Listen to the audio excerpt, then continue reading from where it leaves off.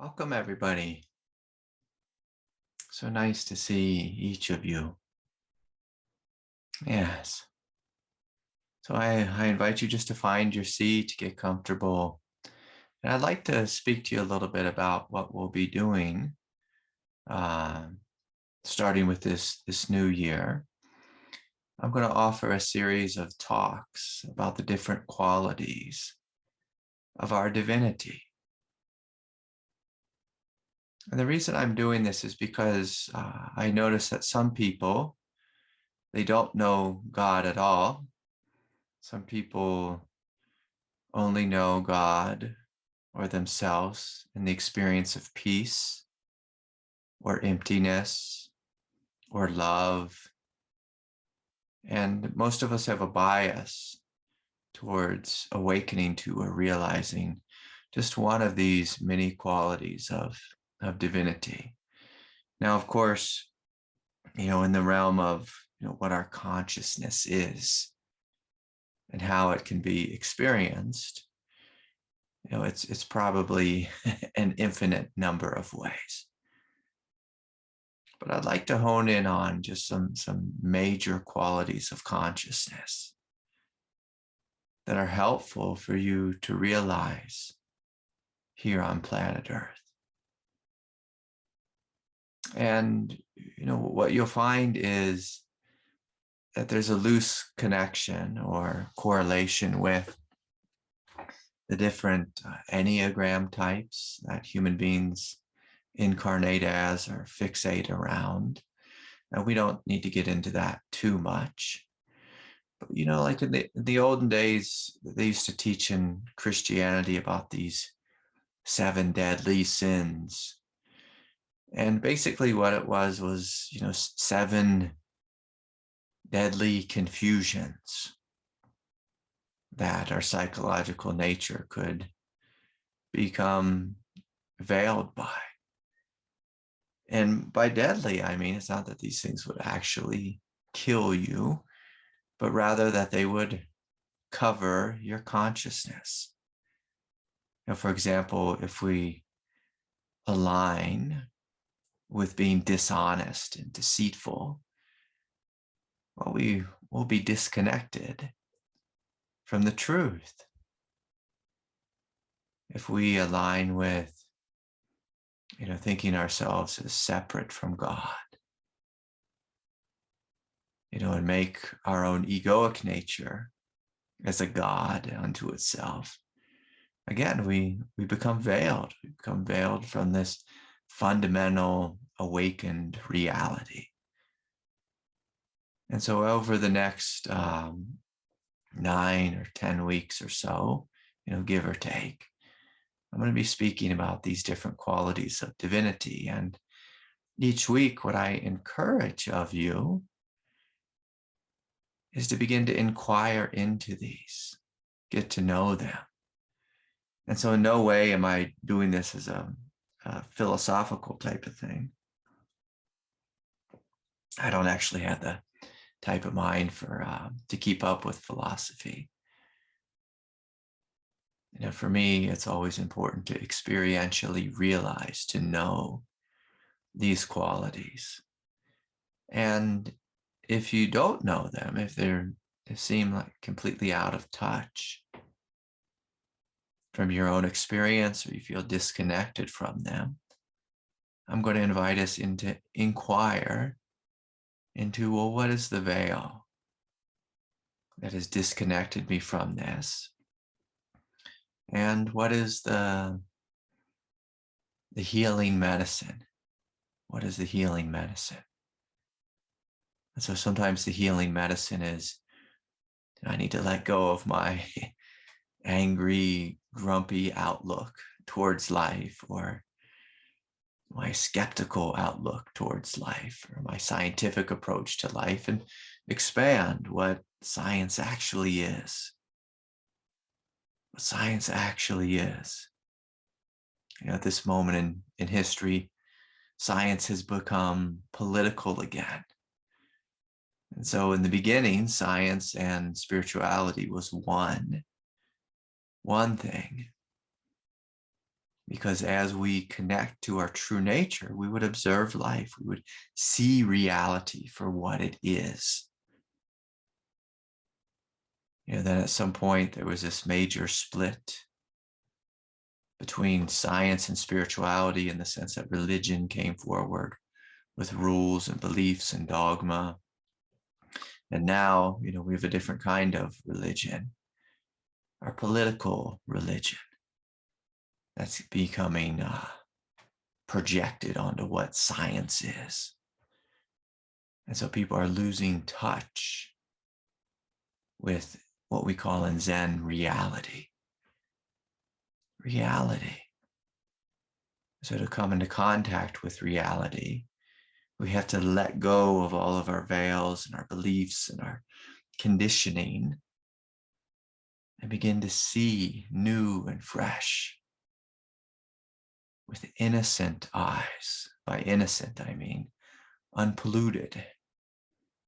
We're not being polluted by our news or being polluted by our beliefs or conditioning of what people have told us about life. And so in this moment, I'm going to invite you just to gently close your eyes and begin to feel into your heart. And as you feel into your heart,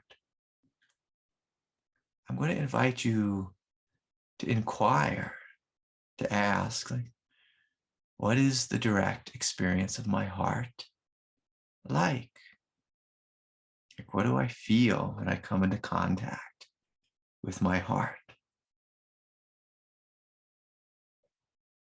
And so it can be helpful just to soften around the space of the heart. And just to notice it's normal to kind of pick up heaviness from our day, heaviness from maybe emotions that we might be carrying. And I invite you to take a deep breath and simply let go of any heaviness. And if that's quite easy for you, then it's, it might be easy for you to say, or clear to say, oh, my heart, it's not veiled. It's not veiled in heaviness. And when the heart is not veiled in heaviness, the common experience of each and every human being on planet Earth is a feeling of warmth, a feeling of love, a feeling of unity, unity with life, with God, with spirit.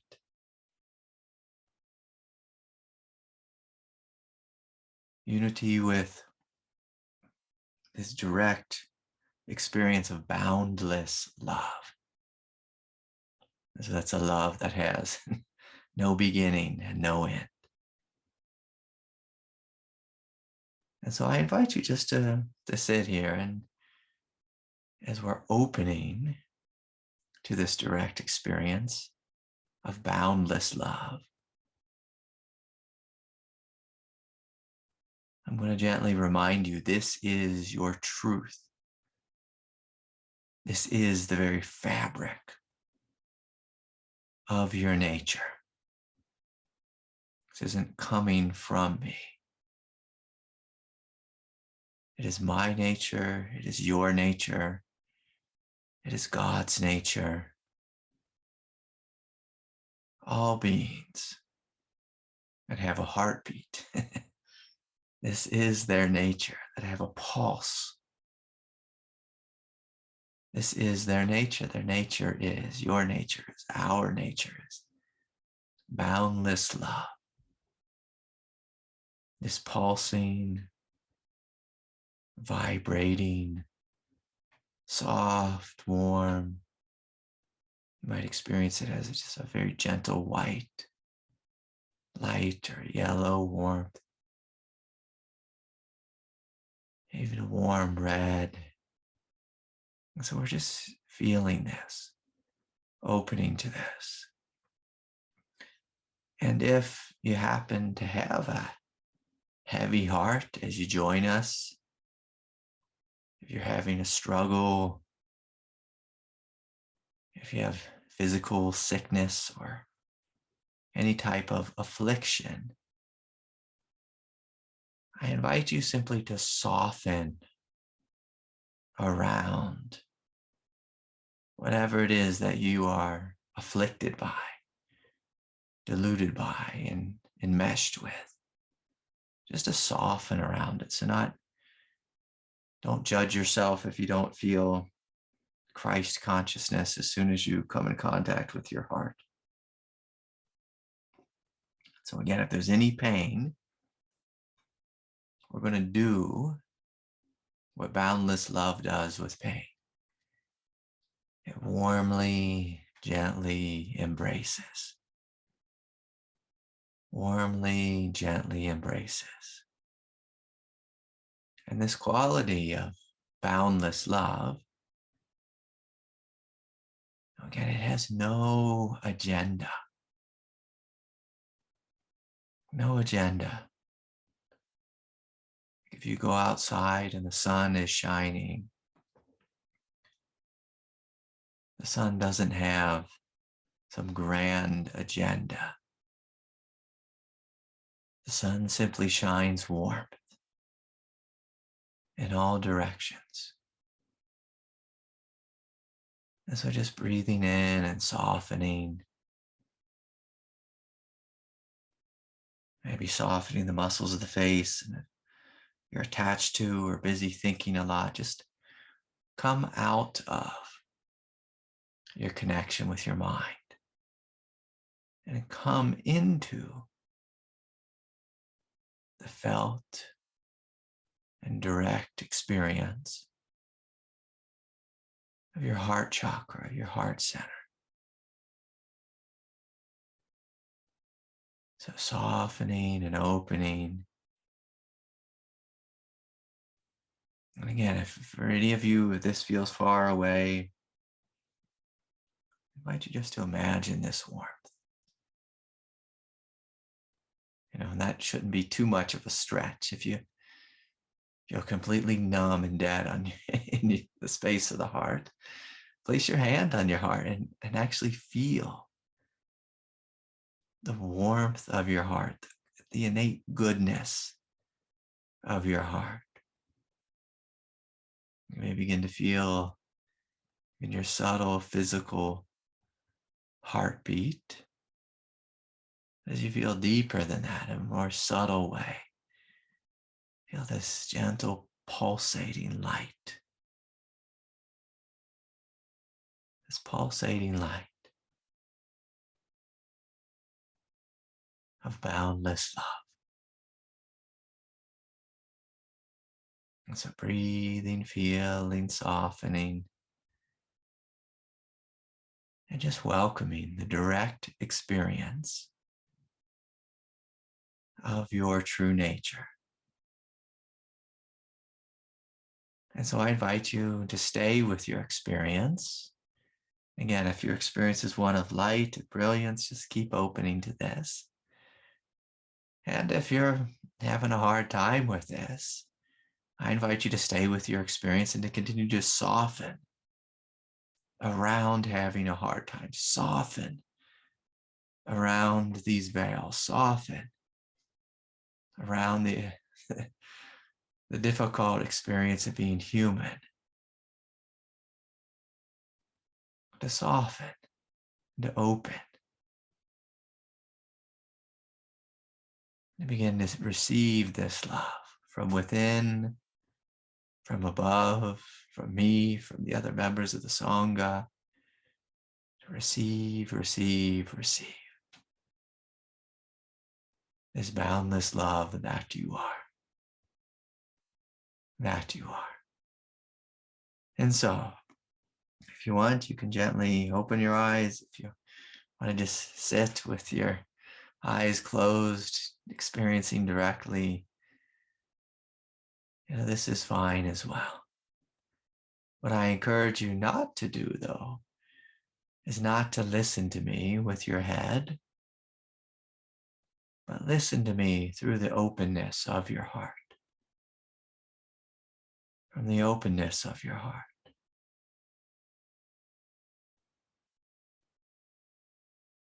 And I'm going to speak now a little bit about boundless love and why it's so important.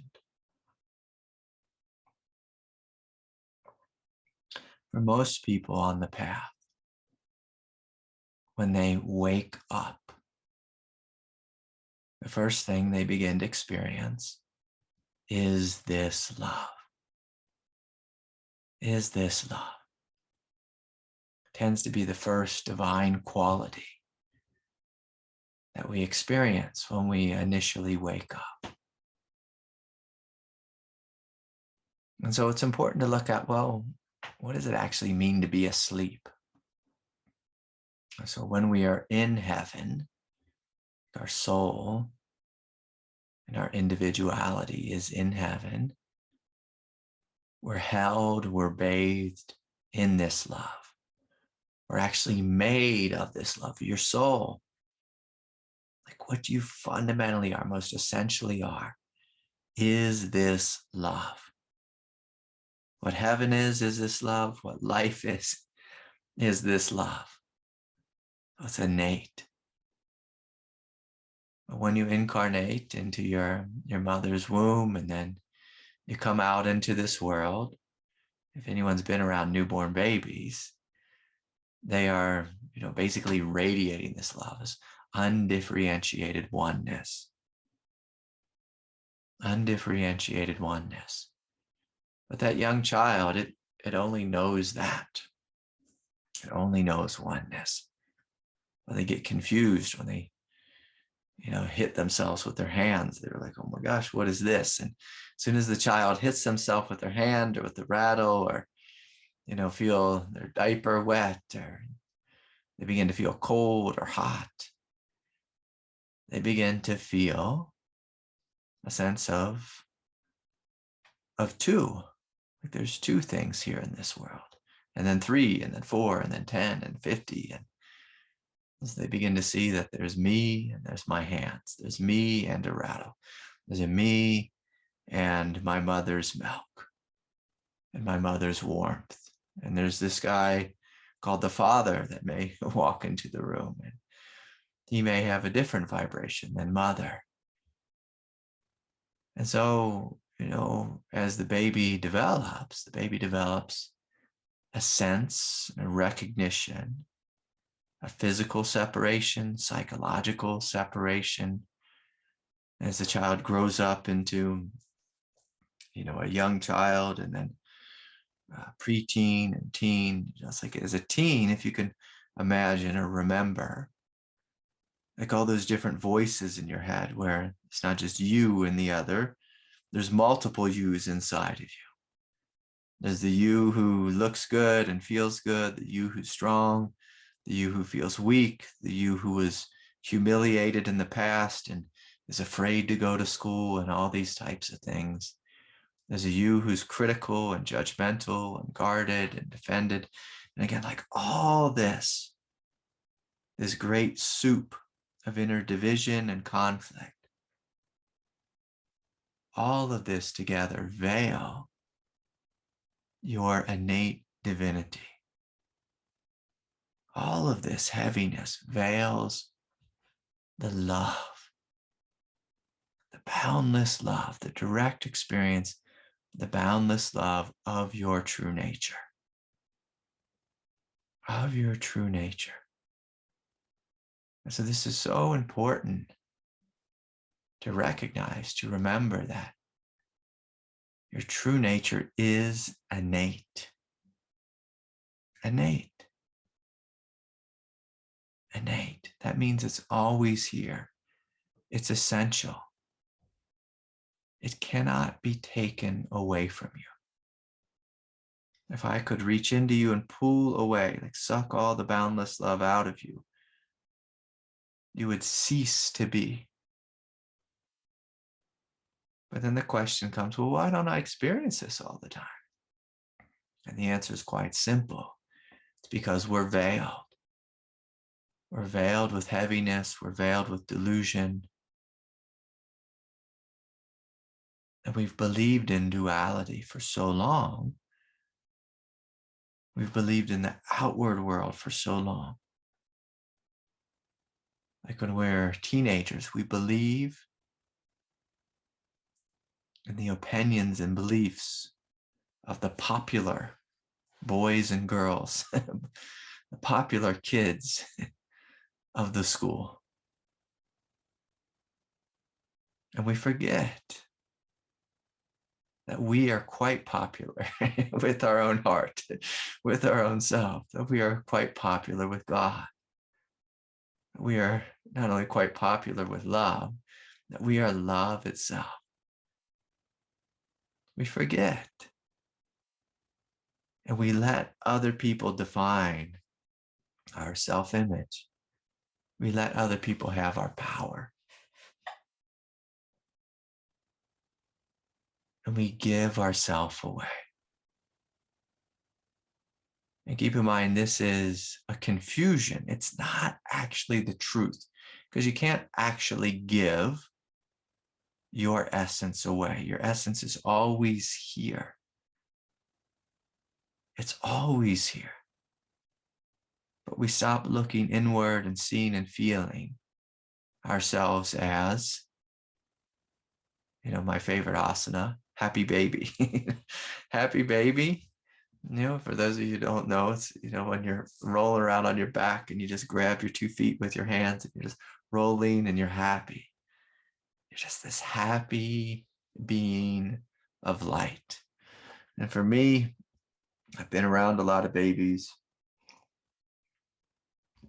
I have a couple babies. Sometimes my baby is Doodles, this little dog that I have. And one of my most favorite things to see in the middle of winter time is when he rolls on his back and he just puts his paws up in the air, just stretching, and he's just presenting his belly to me, wanting me to rub his belly.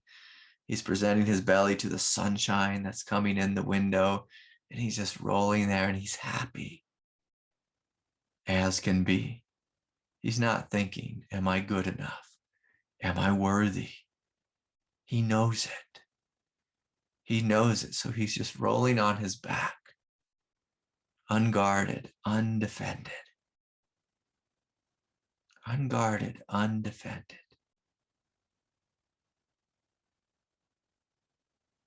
And so our doorway into boundless love is through being unguarded, undefended. And so I invite you just to play with this question right now. If you have trouble now, or in the past, or in the future, with the direct experience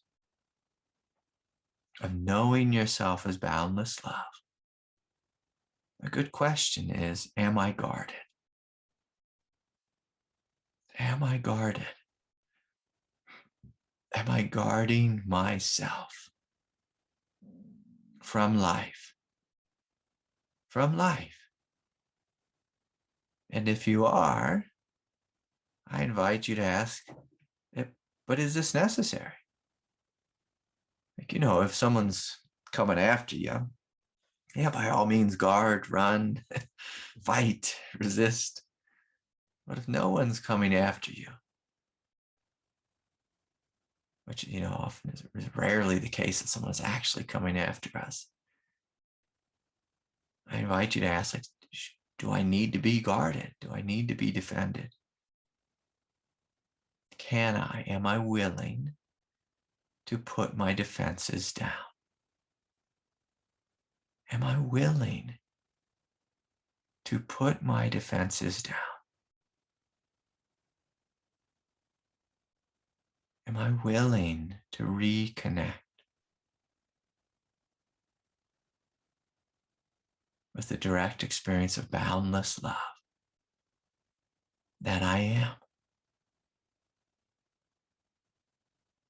And so again, we might have to ask a number of questions.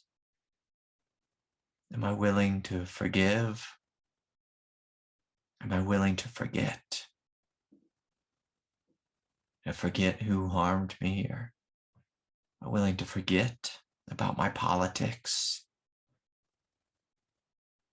Am I willing to forget what that mean old grumpy person said once upon a time? Am I willing to forget my own limited beliefs about my own self? Can I forget these? Can I put them down? And can I look at myself new and fresh and innocently,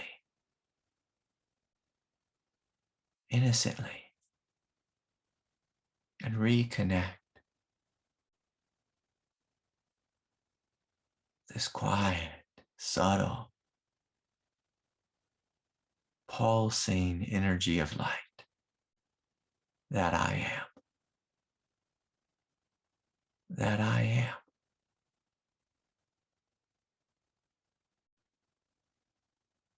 So feeling, opening, softening.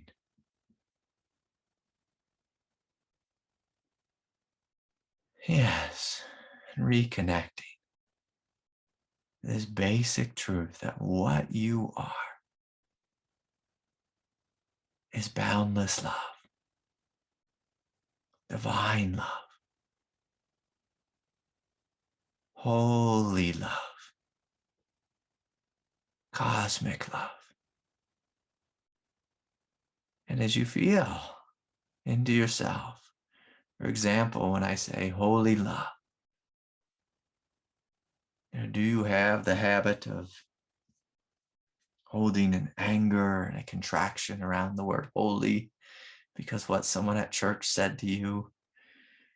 Or are you willing to receive this basic truth that you are holy, that you are heavenly?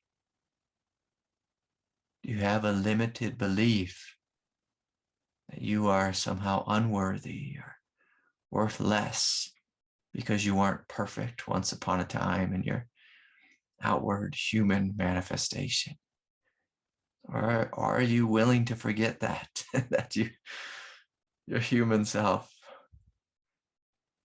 wasn't perfect once upon a time, or just to acknowledge that the human self isn't perfect. It can't be perfect. It's an animal. And come into the direct experience of your absolute perfection, experienced directly, deeply in the space of the heart, in the space of the heart. And as I invite you to experience yourself as cosmic love, cosmic love, can you let go of your thoughts or your attachment to time? To time, that thing that's measured by a clock, a counting computer. Are you willing to forget your age and how many years your body has been on this planet Earth? Will you join me in this sense of cosmic love, which is timeless, which is eternal, which lives for light years and beyond, for light years and beyond? Are you willing to join me in this and allow any sense of limitation to fall away and to be limitless in the direct experience of being boundless love, holy love, divine love, cosmic love? And for those of you waking up to this, you may notice how good it feels, and simultaneously how it feels like home. Home. As you come into contact with your innate self, feels like coming home, coming home, coming home. And so, it's so nice to be with you all. I'd be happy just to leave satsang at that for tonight, but a couple people emailed me some questions, and so I'll get to those. And looks like Matthew has his hand up, so let's hear from Matthew. So those of you asking questions, I just ask that they're short, clear, and direct. And those of you that email questions, make sure you email them in at least an hour before satsang starts. That's the best time, actually, to email them, just a couple hours before satsang, so that I see them and they don't get lost in my email. Okay. And you can also put one in the chat on Zoom or on Facebook. And again, if you do it, a chat question, make sure it's short. I have trouble reading, especially when I'm looking at a couple different screens here. Okay, let's see if I can unmute Matthew. Matthew, are you here? I am. Can you hear me okay? Yeah. Hi, Matthew. Good to see you. Yeah.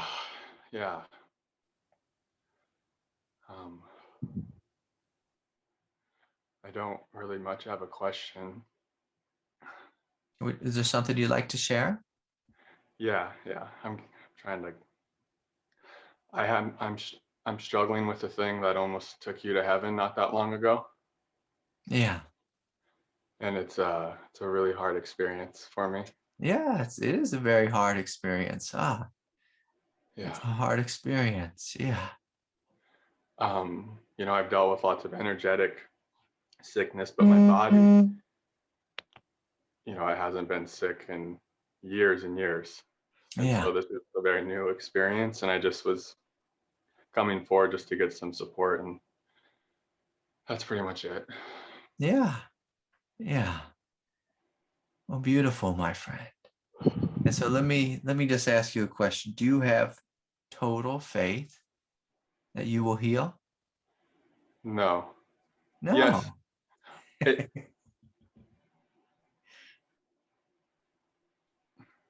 Yeah, so feel into There's that. like what's that? I said, yeah, let feel into that. Feel into that. There was a no and a yes. And so feel into that. And so let's feel into the no. And I want you to hold that no with the yes. Hold that no with the yes. And of course, we don't want it to be a philosophical yes. And we don't want it to be a philosophical no. We're just holding the body, holding it in a sense and in a space of love. And if there's any part of you that feels like, I can't do this, I invite you to lay back and let God hold you. Let the Sangha hold you. So let God hold you, let the Sangha hold you. If there's any angels you're connected with, you can call upon them and let them hold you. Right now, as I said the word angels, I felt just a warm presence of Mother Mary coming into the room. And so you can allow her to hold you and fill you with light.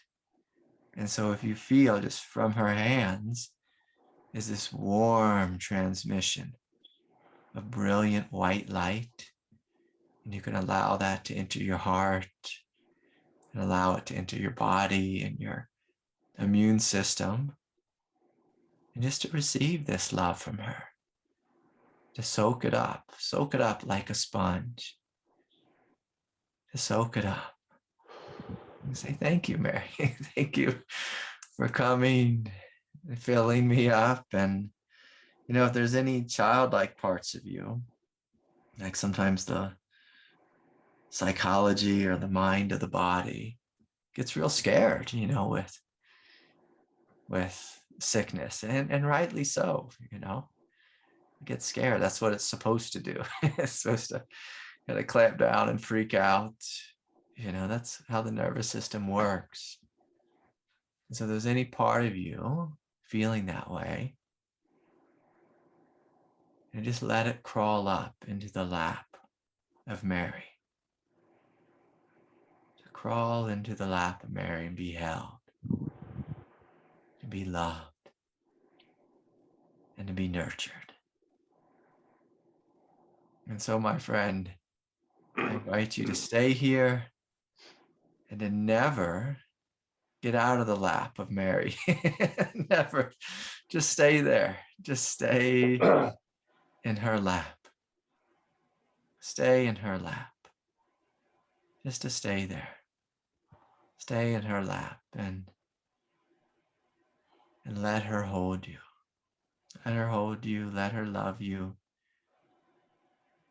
And it's important that you don't go into doubt in any way, but rather that you just hold just this gentle sense of trust that what you are is strong, what you are is bright, what you are is heavenly and divine.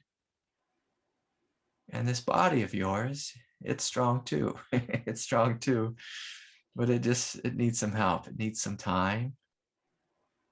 It needs some time. It needs some support. And of course, I'll just assume you're doing all the practical good stuff to take care of the human form. We want to do that, and you're resting and you're taking care of yourself and all those good things. And so, my friend, anything else you'd like to share? No, I just saw some real encouraging words in the chat, and I just wanted to say thanks to the Sangha for providing support, and it really is helpful. And I'm just isolated here in this Airbnb, so I just felt this real need to connect and just let these parts be seen by others, and so this is really good and helpful. So just thank you. Very supportive. Yeah, good. How many days into it are you? Probably like 3. Okay, yeah. 3. Yeah, so you just soften around your experience and just take good care of yourself, lots of rest, lots of warm tea. And if you have there's all kinds of new medications and old medications out there that all kinds of stuff on the internet about that. I think monoclonal antibodies are like the number one thing. If you're in the midst of it, if you can get somewhere and get them, but otherwise, just take good care of your body, vitamin C, vitamin D, all that good stuff, so you take good care, and we'll continue to pray for you. Yeah. Pray for you, but you have Mary on your side, and so just receive her. She'll take good care of you. So good to have you tonight, Matthew. So good. Thank you. Good. Yeah, much love. Yes. So this is a strange time here on our planet. I had this funny experience. I can't remember if we met last week or not, if I said this last week or not, but I've been sick, for a long time with COVID, and I went down to San Diego, and I was there for 2 weeks, and I felt about 95% better. Just felt great.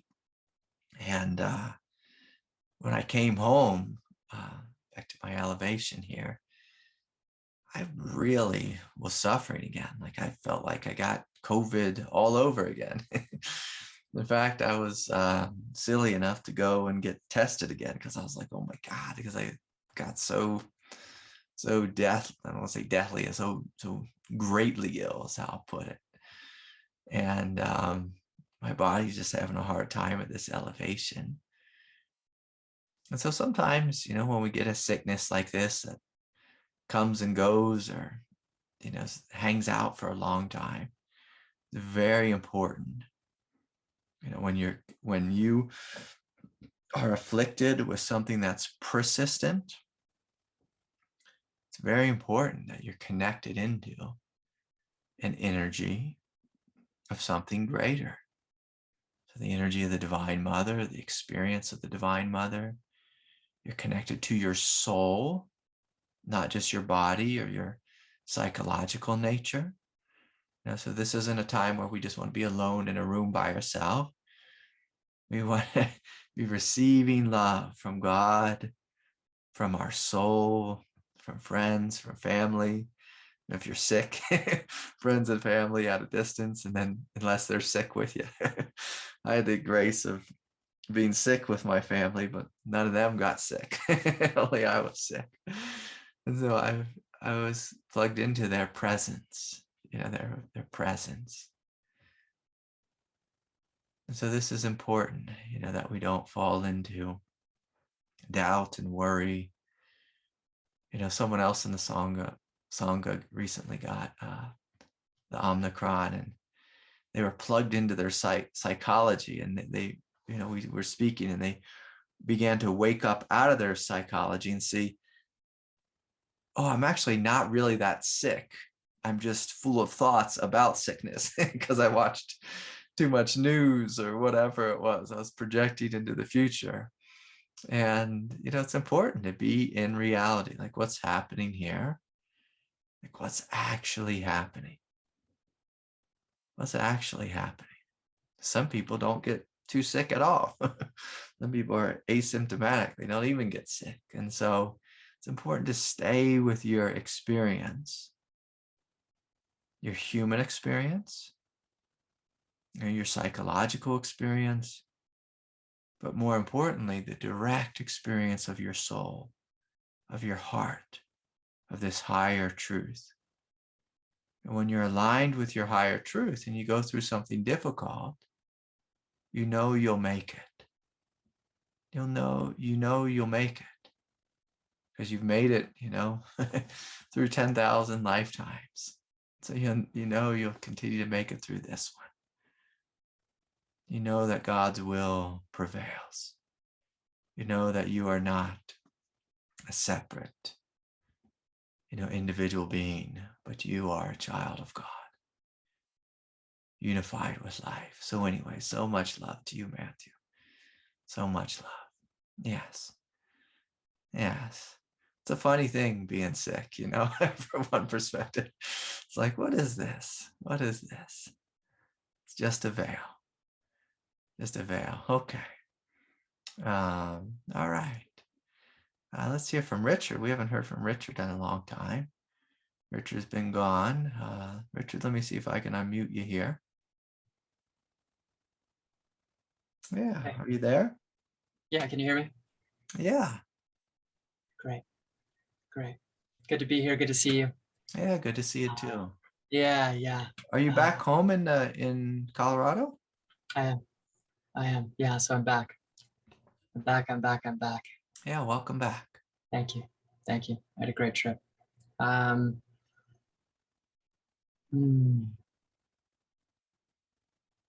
Great. Yeah. So I want to say hello to the Sangha as well. It's so good to be here with everyone. And I just wanted to say, after 3 months away, I listened to almost everything that you put up on YouTube, but after 3 months away, I really have even more appreciation for you, Craig, as a teacher, and for the Sangha as a spiritual community. You're the real deal. And I just want to say that for everyone listening as well. And I'm just so grateful to be in your orb, and I love you. Well, it's nice to have you back, Richard. Yeah, it's good to be back. Yeah, you're too I love kind. everyone in the Sangha as well. So I just want to say that, spread the love out into the collective here too. So beautiful. My question today, Craig, has to do with talking about God. You do that a lot, which I have no problem with. I'm not asking this from a kind of like I'm the Advaita or Neo-Advaita police. I'm really wanting to get into it in regards to your direct experience and the teaching, because a lot of people will talk about like when they have the awakening beyond non-duality, they'll say that the concept of God also fades away. And I'm curious about not why, but yeah, I'm curious about its continuing kind of movement and vitality in your teaching, and your experience of that. So yeah, I think that's clear. Thank you. Yeah, good. That's a beautiful question.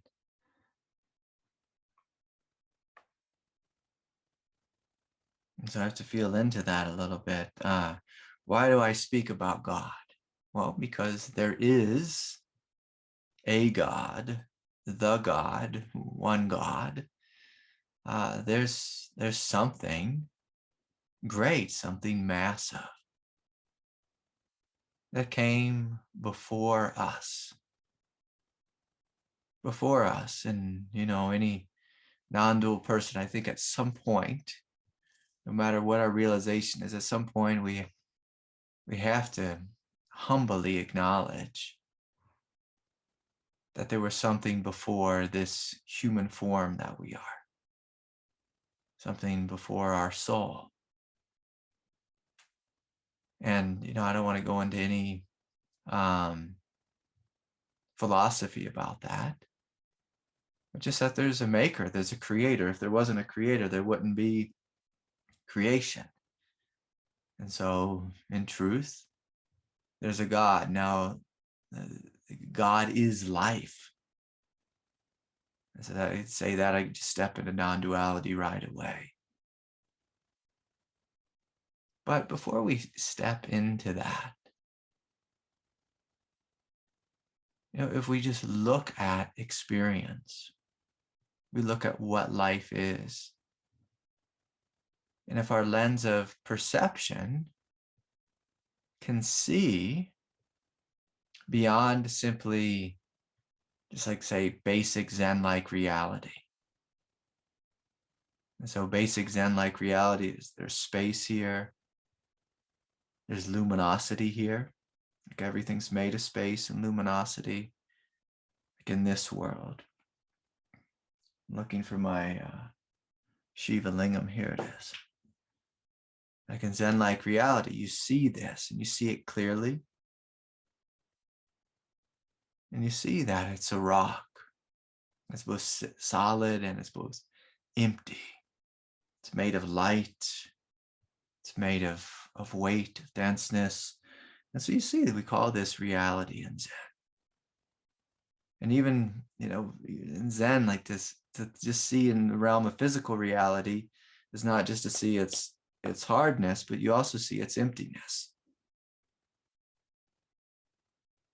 And so the more we wake up, our perception and our experience becomes more multidimensional.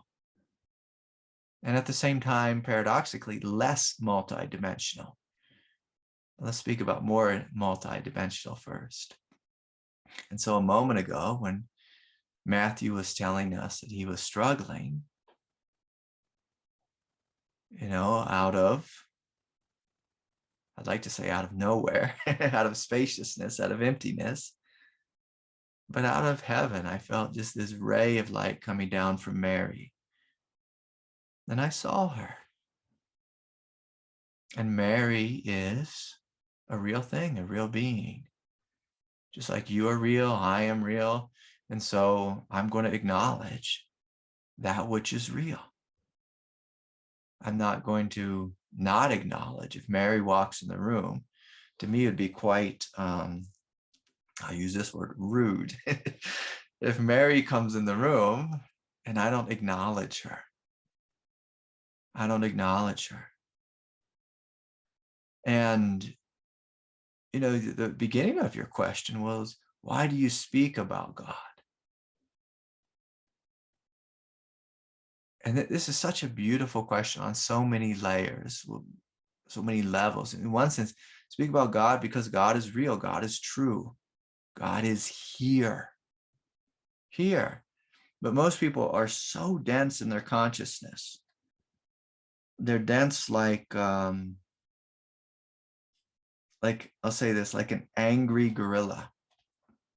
No, we don't even have to be an angry gorilla. We just be an angry human. When you're an angry human, you don't see reality. You know, like sometimes even if we're a sick human, just, I don't mean mentally sick or emotionally sick, I mean just physically sick. When we're physically sick, it's hard for us to see reality. You know, perception becomes very limited, very dense. But as we come into the space of the heart, we begin to see that reality is multidimensional. And so I speak about all the dimensions, and I speak about God for a number of reasons. One, Matthew's given us a lot to play with tonight. When we're alone and we're sick and we're disconnected, it feels terrible because we're outside of truth. And one of the great doorways into truth is through calling upon a personal God, where you individually, your human self, your egoic self, your dense self, your struggling self, your afflicted self, where you is reconnected to the truth through a personal relationship. And so for any of us who've been sick and alone, it feels like hell. If you call upon God and you open your heart to God and feel the warm presence of God, immediately you step out of the delusion that I am alone, I am separate. You step out of the delusion that I'm going to die, and you begin to experience a deathless you. You begin to experience unification with life, with the hugeness of reality. And so, just like human beings, we like to be in relationship. I like to be in the presence of God, And just in a human way, I'll say that, in a human way. So most everyone on planet Earth suffers from the illusion that they're alone and separate. And when you come into contact with God through prayer, through invocation, you no longer feel alone. It starts to explode, or blow the mind open. Blow it open. And you begin to experience the truth that there is God. And as you open to God, you start to feel these warm flows of grace, and it breaks down your idea of being this separate, isolated physical thing. And from there, everything begins to be non-dual. Everything begins to move beyond time and space. Like, where actually is God? Am I calling to God in heaven? Is heaven really in the sky? Is hell really in the earth? Where is God? You begin to just feel that there's no distance between time and space.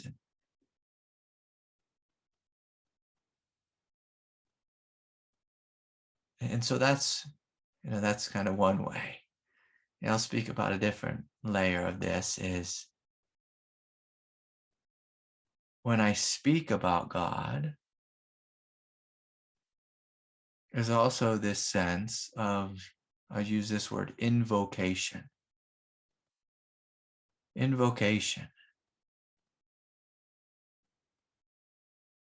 Where I see God, already, but when I speak about God to, to students or to Sangha or to the community, to the world, I invoke the recognition of God for those to see, those who are present to see, to experience. Just like, if we're going to turn on CNN right now, we'd be invoking Omicron and just how terrible it is and how bad it is and everyone's getting it. It's the most I don't know what the right word is, contagious form of COVID or whatever. That we could invoke all that and all the fear with it. And so I want to speak about something wondrous, something divine, something holy. And so as we speak about God, whatever we speak about, we can actually draw it into form, into our life. And in a paradoxical way, as we speak about God, as we invoke God, we actually become God. And that's non-dual. That's actually non-dual. As you speak about faith, you become faith. As you speak about light, you become light. And this is true if you speak from your heart. From your heart or from your strength, from your knowingness. The mistake most people make, and unfortunately I'll go sometimes to church and I'll see a priest make this mistake. They speak about God from their head, from being disconnected from God. They do this thing in the Catholic Church. I don't know if they do it in all Christian churches, but I think it's called the Apostles' Creed. We believe in one God, the Father Almighty, the maker of heaven.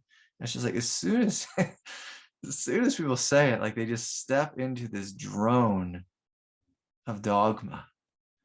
And so, if someone was in the land of non-dual realization, and if I was speaking, the Apostles' Creed from a place of being disconnected, it would be good for that person to call me out and be like, hey, like, you don't really know what you're speaking about. You're disconnected from the truth.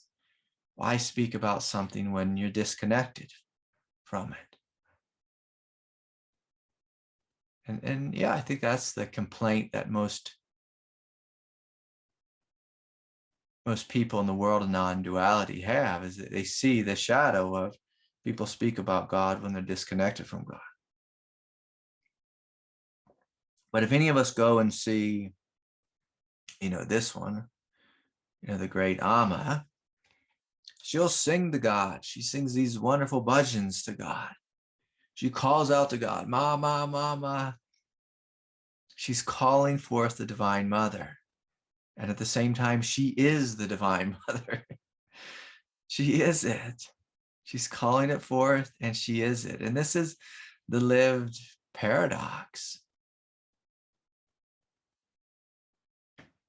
of being human and divine. We're not it and we are it, and we absolutely are it. We could never not be it in every layer of our being. And so even in the layer of separation, where there's a human you and a God in the sky, even that is allowed for and animated by God. By God. That is the experience of God. That's actually the experience of non-duality in the form or in the experience of separation. And what a lot of non-dual folks say is they say true non-dual realization is simply emptiness, or it's simply light, or it's simply Satchidananda. And when we say it's simply this, we actually get out a lens and we divide reality into it's only this, not that. Only this, not that. But in true non-dual experience and orientation, even to be lost in ego, even that is the direct experience of non-duality in a limited form of one potential. So one potential of God is emptiness, one potential is light, one is boundless love, one is egoic separation. One is egoic separation. So even egoic separation itself cannot be outside of true non-dual realization. even that is allowed for and is the direct experience of that. That can be experienced, 100 trillion bazillion different ways. And what people do, whatever their realization is, they make this mistake in every tradition, and it's so unfortunate. And what's crazy is that no one sees this arrogance.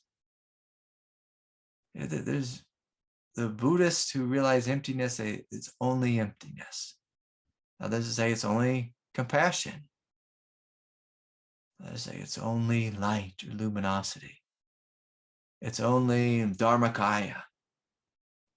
It's only this, it's only that. And to say it's only, or this is the one way, like immediately you create duality. And to me, it seems so silly. And so what I have found that in the direct experience of being human, unless we experience truth, ourselves, in all these different multidimensional ways, we'll always feel a little bit like we're missing. We're missing something. So I've met people steeped in the realization of emptiness. And when they come to me, they often come to me with a heavy heart, a dead heart, a numb heart.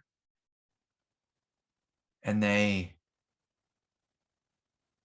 shyly or shamefully, and shame's too heavy word, but it's mixed between shyness and shame, admit that they're not seeing the whole thing.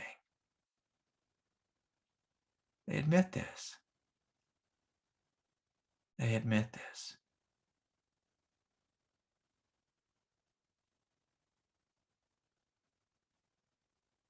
And so then I point to them to something greater, something they may be lacking, something they may not be experiencing, or they may not be knowing.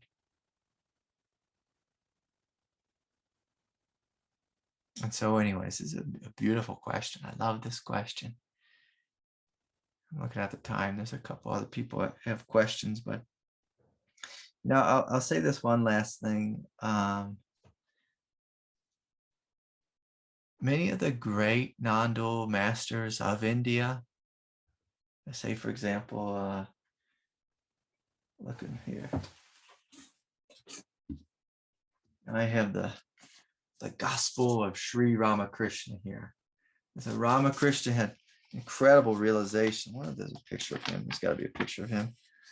Yeah, so here's Ramakrishna. For those of you who don't know, so he lived last century, and his student, one of my favorites also, Swami Vivekananda. And so both these great masters, they had incredible non-dual realizations, and they were absolutely in love with the Divine Mother. And the beautiful thing in this is that there's a protection wired into this of humility. When you're willing to acknowledge a creator, a doer, an intelligence beyond your own realization. It actually protects one from arrogance. One of the things, of course, that just stinks in the world of modern non-duality is arrogance. And people get entrapped by arrogance, and they tend to, make mistakes or take advantage of others, or just see themselves as too big for their britches. And that's one of the things here on planet Earth is it's humbling. It's a humbling experience. I mean, hence the word human. It's humbling. And basically, we are light mixed into the dirt. Mixed into the dirt. Right? Literally, it's like God giving birth into dirt. Into dirt. Into dirt. And sometimes when we have big, direct experience of oneness, or even when there's the falling away of self, which I'm not going to get into tonight, but when there's a falling away of the self, there's still a human here, there's still an individual here. And that human, that individual has some evolutionary nature. And when we forget that, we can get in trouble. And I have found that as an individual who is evolving, it can be quite helpful and supportive and even intelligent to have a friend in Jesus. To have a friend in Jesus. Like that old, I think it came out of the 70s, maybe, to have a friend in Jesus. This is really helpful. And to think, I got this figured out all by my lonesome self. To me, that's really dangerous. When we have a friend in Jesus, and by that I just mean it's something greater, well, it just orients you in a way that honors growth, honors development, honors that you're not the alpha and the omega, even though we all are. So anyways, beautiful question. Thank you. Thank you. Nice to have you back. Nice to have you back, Richard. Yeah. Okay. All right. I'm going to answer one from email just because I have to make sure I don't forget these. Okay. Hi, Craig. I've been trying to improve my meditation practice. Lately, I find myself in a phase where Kundalini Kriyas intervene and seem to hijack the meditation. Should I assume that Kundalini has more important work to do at that time? Yeah. So I don't make any distinction between experiencing a Kriya directly and meditation. So meditation is to experience oneself, to experience life directly. And so if you experience yourself directly and your body is moving with energy, with grace, with light, that's meditation. If you're experiencing yourself directly as just total emptiness, that's meditation. If you're experiencing yourself directly as emptiness with lots of thoughts flowing through it, that's meditation. And so, you are meditating. There's nothing hijacking anything. The intelligence of God is moving your body and unraveling little bits of karma or psychological debris, or it's just flowing through you to an extent that the body can't handle. And so the body, when it has something it can't handle, like a lot of light, it sends a shake. The spine tends to move. Kind of wiggle around, or flow like this. I was once with my little girl, and in fact, just like right on the other end of the wall of my office, we collect rainwater, and of course not raining now, like a couple feet of snow in my yard, but in the summertime, and so one day my little girl came to me and she said, "Dad, come look, there's all these little bugs in the water." And they were, I'll say, hatchlings of bugs. Like they hadn't even formed arms and legs yet. They were, I don't know what the right word is, embryos or something hatching. And the way the bodies were moving of these little forms was very similar to how Kundalini moves, how it flows through you. And so these little forms, we're just making all these little kriya, almost snake-like unravelings, but they're not even really snake-like. It happens in all kinds of different forms. As energy is giving birth,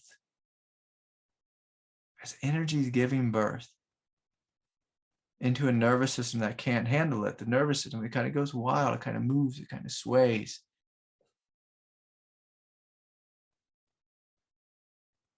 And this is what's happening. And so God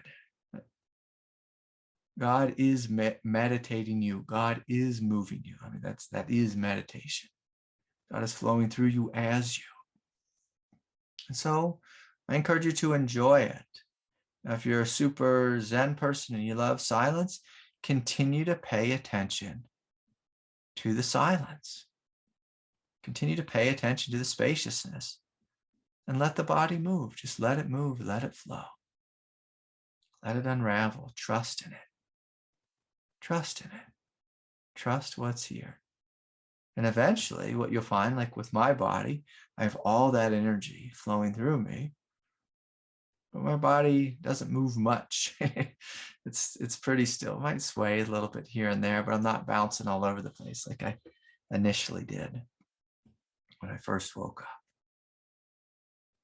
Okay. All right, let's hear from Tyler. Tyler was for a short, clear, direct question. Are you here, Tyler? Yeah. Tyler? A lot of the non-dual teachings are starting to stick a little bit, a click, I'll say. For the past 2 years, I have kind of fallen into what I call knowledge of good and evil traps, where I'll sort of, see this thing in the world and that's kind of combative, right? And I've even felt guilty for liking heavy music and stuff like that. And I'm coming to the realization that this white aspect, white magic or whatever, is inclusive of everything. Because if we are the macrocosm and the microcosm, everything is there, it's happening. Why not include it? I have my question, just like 2 sentences. But I had another sort of teacher that is more sort of will-based, discipline-based teachings. And, I asked why he never talked about love, why his teachings weren't centered on that. And he was like, well, there's, multiple emanations of God. He talks about Kabbalah, which has these 10 spheres or Sephiroth of different emanations of God. But Tiferet, which is the Christ center, is in the center, is connected to everything.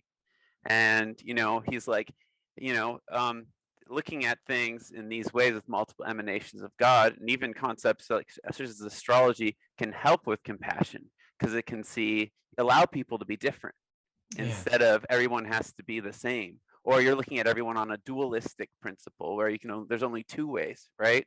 And I really liked that. But something I'm trying to understand is there a time to be self-protective? When does that more protective? I don't know. That's it. Is there a time? Yeah, beautiful. Of course, there's a time. If we're in danger, it's important to protect yourself. That's why God gave us an ego, to protect our human, earthly form when we are in actual danger. And so, the body is an animal. And animals need to protect themselves from being eaten by other animals. And so we have a nervous system that's hardwired to protect itself. It keeps the physical body alive. And if we want to extend our life here on planet Earth, we listen to the thing within us that protects ourselves. It's good. The mistake, though, that most people make is that they become habitually identified or habitually entrenched in protecting oneself from perceived psychological pain. So it's not even actual pain or actual danger, but it's perceived pain. Perceived pain. And when you habitually contract around perceived pain, you live a dualistic life and you live a heavy life, a dense life. Like here in the United States, we have this contraction around, if I'm a conservative, I'm friends with conservative. If I'm a liberal, I'm friends with liberal. And we create this contraction where we develop self-hate. We develop hatred towards the other person on the other end of the political sphere. And anytime we have hatred or we contract, or we guard ourselves from another, we shut our heart. And when you shut your heart, you're stepping out of your divinity. You lose contact with your divinity. And so, in relationship to being guarded and defended, a great Zen question is it actually true that I need to guard in this moment? Is it actually true? Because a lot of people, they're so afraid of like this virus, that's all over the planet, that they've just contracted their heart and they walk around in complete fear and terror. And then that closes them off from seeing the divinity of themselves and of life. The divinity of themselves and of life. And is the virus, is it dangerous? Of course. Of course it is. Of course it is. But are we habitually contracted upon it? There's like the thing where, people, they wear rubber gloves and a mask in their car by themselves. And it's like, you're getting a little crazy. Like, we're getting crazy. You're by yourself. You're by your own self.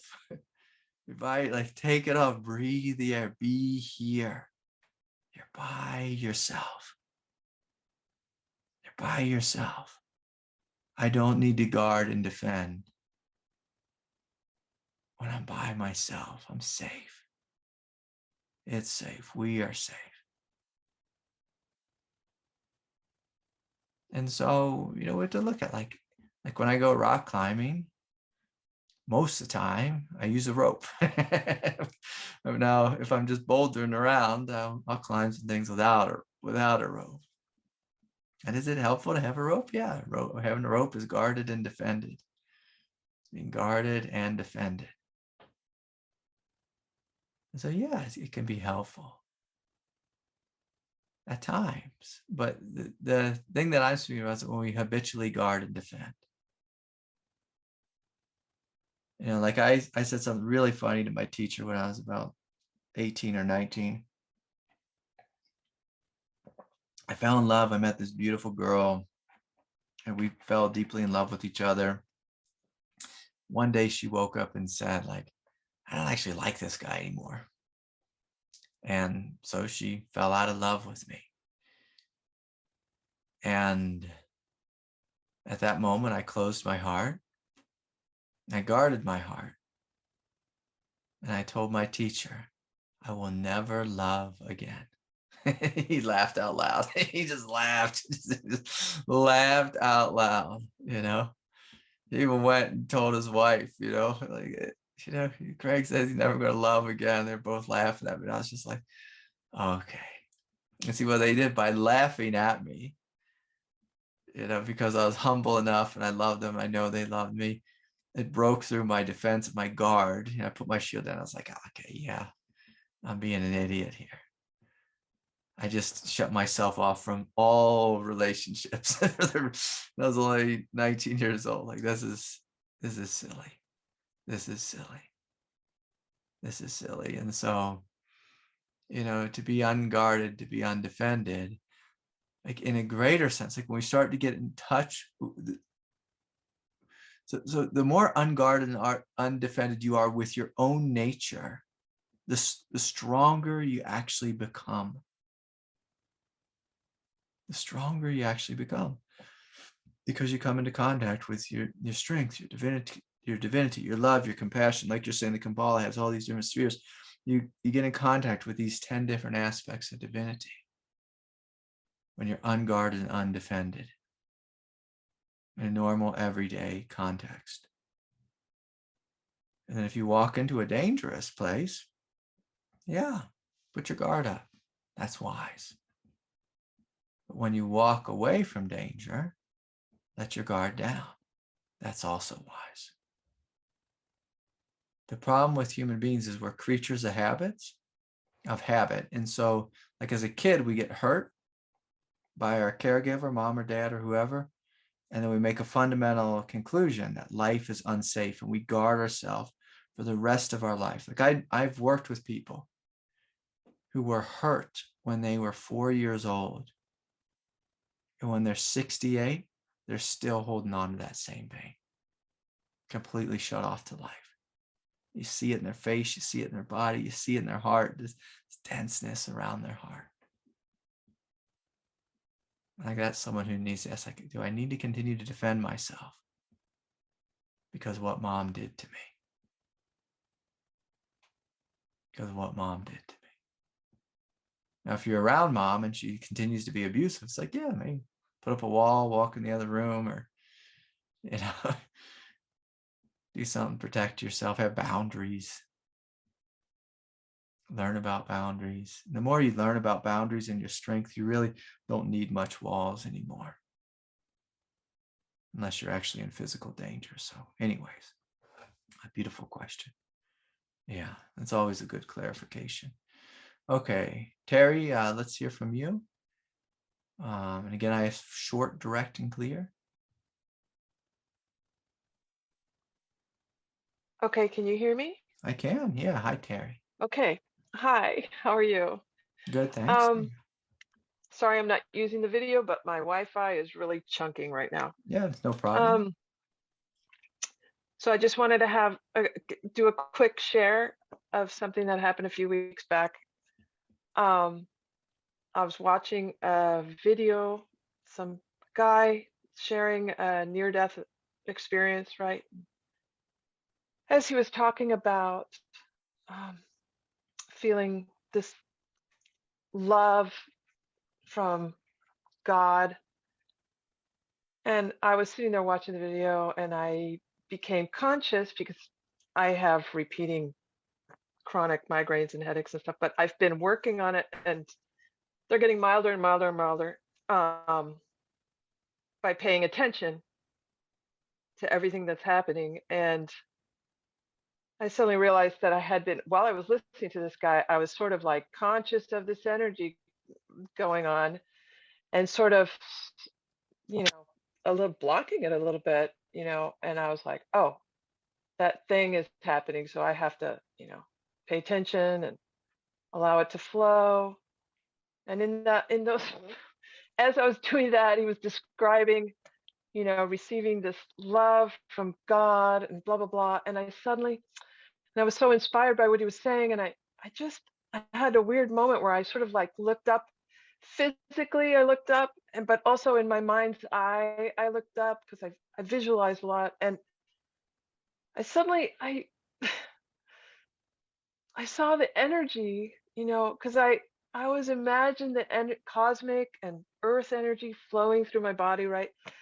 And suddenly I just looked up and I saw this thing that I was always seeing as just energy. And I suddenly saw like this sort of like conical thing going on, and that God was right there. Yeah. And he was like sending that directly to me, like personally. Yeah. And it wasn't just energy, it was love. Yeah. I always would listen to you in your meditations, and you're always like, it's love and light, feel this love. And I'm like going, yeah, okay, this is supposed to be love and stuff. Like, I was never quite getting it. Yeah. Okay, I know that sounds really stupid because it's so obvious, but suddenly that uh, that non-intellectual part of me just got it. All of a sudden, I saw this direct personal connection, and that it was that physical movement of energy was actual love Yeah. vibrating through me.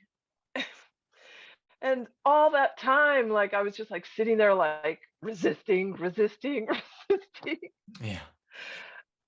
And and whenever I was like dealing with it, I would be like, okay, allow the energy to flow and stuff. And I never did the connecting the dots. Yeah. It's just actual straight up fucking personal love from God. It was, I'm sure in some greater sense, if maybe from God's perspective, it's impersonal, but it felt extremely personal, Yeah. I guess is Yeah. what I'm saying. And so, everybody, Well, it's beautiful, meant Terry. for Well, you. thank you for sharing. Thank Yeah. Thank you. I love you guys. Yeah. Oh, Yeah. Yeah. Right thank back you. at you. Yeah. Yeah. And it is. It's so wonderful. I encourage everyone not to discount the personal love of God. Like when we do, it actually hurts our human nature when we discount the personal love of God.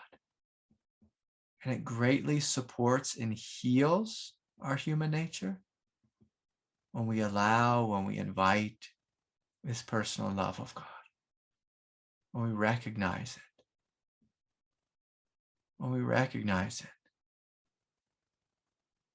And so, yes, it is true that what you are is Buddha nature in every cell of your being. But it's also true that there's a human body here, a form that's gotten a little confused here on planet Earth. And that one who's gotten confused could use a heavy dose of love, personal love, not just impersonal, but personal love. And I want you to imagine something just to drive home the point. Imagine if babies, children, weren't raised by parents. It'd be an absolute wreck. That child trying to find their way, development would be an absolute wreck. Absolute wreck.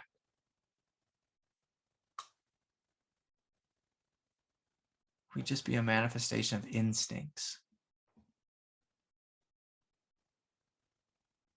But with parents, especially good parents, and the individual actually has the potential to develop, to grow, to evolve into something quite great. Quite great. So it's helpful. It's helpful to be connected to God the Father, God the Mother. It's helpful for the human mammal body, the egoic nature, the individual, the soul. It's helpful. Don't be so quick to dismiss it. So many people think that Buddha dismissed God. Buddha spent years studying many traditions and doing all these prayers and mantras and inviting these forces of grace and light to flow through his body. This deep connection with God. And then at some point, he had a bias that said, I just want to know God as vast emptiness. And that's fine. Like that's he's allowed to do that. It's beautiful. You realize something quite incredible. I stepped into the realm of no self, this realization. But too many people in this day and age are too quick to throw God out, and we suffer greatly when we do so. So anyways, let me just do one more question here. It's coming in through Facebook. Lately, it seems like I'm lacking compassion for the outside world. It's as if I'm frustrated and without patience for people's inability to see their own blind spots and sense of being on autopilot. Their lack of awareness in general. I can't tell if it's normal phase of the awakening in which my love becoming more fierce, or if it's an egoic state of identification and becoming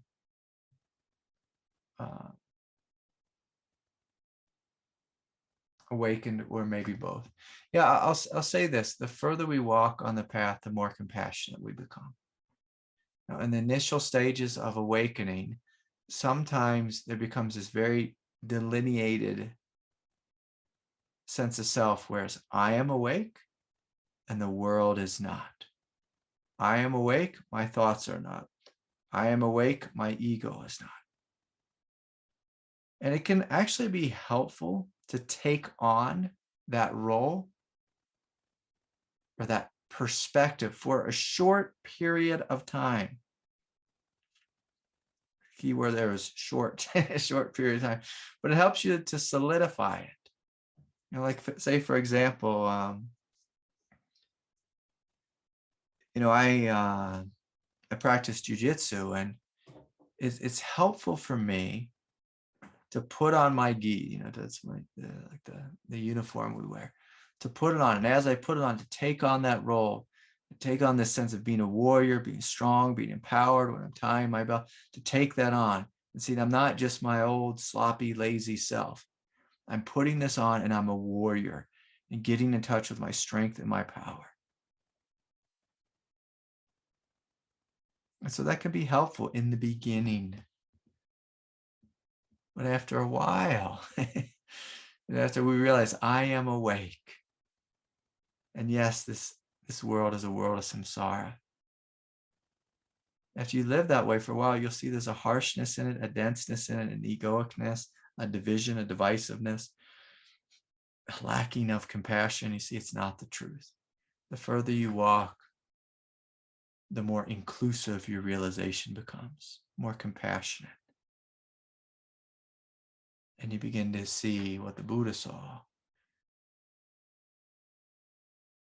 that I am awake and so is all of reality. All of reality. Just sometimes they don't know it. Sometimes I don't know it. Sometimes we don't know it. So anyways, so much love to each and every one of you. So good to be with you all. Much love. Good night, everyone. See you next time.